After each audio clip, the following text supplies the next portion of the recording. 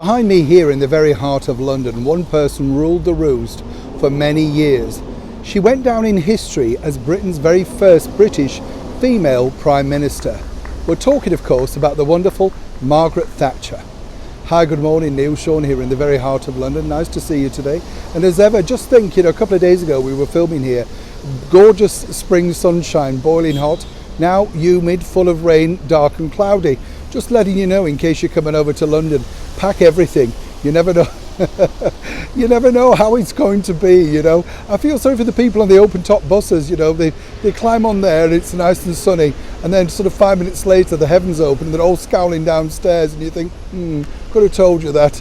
As ever though, back to your breaking story of the day. This particular story features a lady who really did so much for her country. Many say that she was one of the greatest leaders of the 20th century.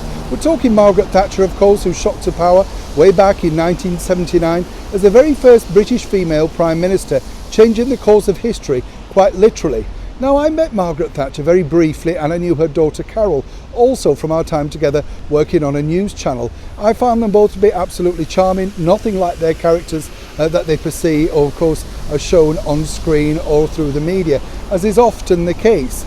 This story though centres on the fact that a while ago there was supposed to be a statue unveiling in the very heart of Parliament next to Winston Churchill of Mrs Thatcher.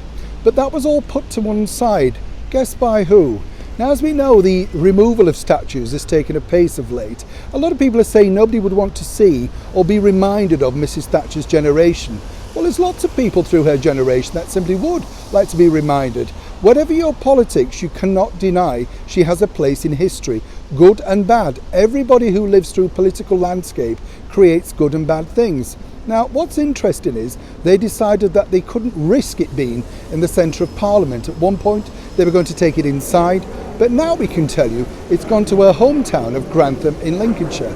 That's about an hour and a half away on a very speedy train from London's King's Cross.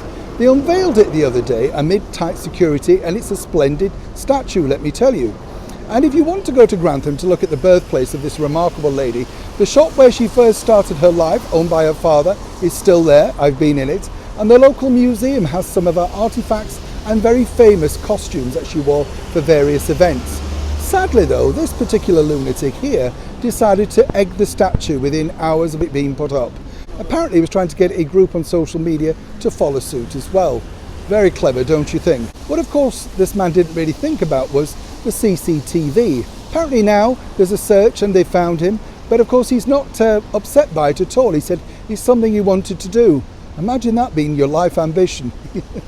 You do worry, don't you? Wouldn't it have been wonderful if the statue had come to life and perhaps maybe the statue could have handbagged this particular individual? I don't know about you, but when you look back at leaders that you've known in your lifetime, as I say, good and bad, everybody makes up our share of history.